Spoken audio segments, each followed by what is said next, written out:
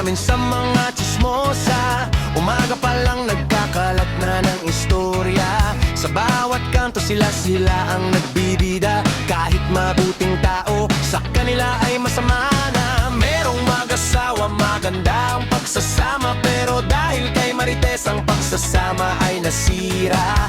Wala nga ba silang mga konsensya?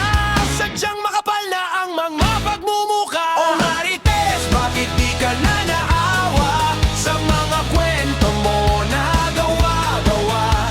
Marami ng buhay ang iyong nasira. Baka sa susunod, buhay mo naman ang laman ng istorya.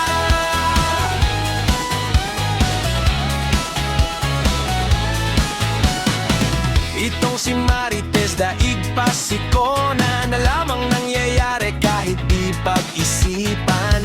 Di pa nga lumalabas sa sinapupunan, laman na ng balita mula almusal hanggang hapunan. Oh Marites, bakit di ka na naawa sa mga kwento mo na gawa-gawa? Marami ng buhay ang iyong nasira. Baka sa susunod, buhay mo naman ang laman ng istorya.